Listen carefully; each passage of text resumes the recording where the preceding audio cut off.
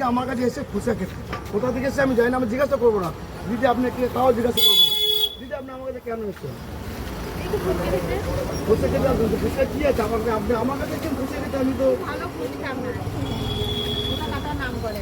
সেটা তো আপনি আমার কাছে দেখলে আমি কিন্তু আপনাকে খেয়াল করতে পারি না, কিন্তু আপনার সমস্ত ভিডিও আমি দেখি।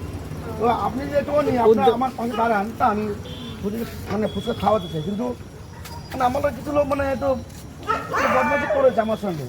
তো আমি মানে সেদিকে আমার মনে হয়েছিল যে আপনার পাশে আপনি যে দেখি, তো আপনি অনেক জায়গায় যান, কোচকালার পর সমস্ত জায়গায় যান, তো আপনার ভিডিও সব দেখি।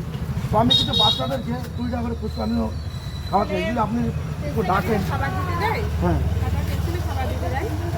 না, আপনি তো কাটোয়া টিউশন দেন, এমনি অন্য জায়গায় তো দেন, কলকাতা আমার সমস্ত জায়গায় দেখি। তো হ্যাঁ, তো আপনি আমাকে যদি একটু একদিন আপনি একদিন শেয়ার করেন আমাকে দরকারও, মানে আমি দরকার একদিন আগে 50টা দিলাম, তারপরে বাচ্চাকে জোগাড় করে 100টা দিলাম, 100টা বাচ্চাকে মানে 2 টাকা করে ফুচকা, জল মাখা, আলু সব প্রত্যেকটা আলাদা আলাদা করে নিব, আপনি যেরকম নিবেন। তো আপনারা ওদের একটু থাকতে চাই। ঠিক আছে, তো আপনার সাথে ভিডিওটা আমার চ্যানেলটাও আপনি একটু বলে দিন যে আপনারা ফুচকা খেতে দেখবেন, বলে দিন আপনিও যে লোকেশনটা কি।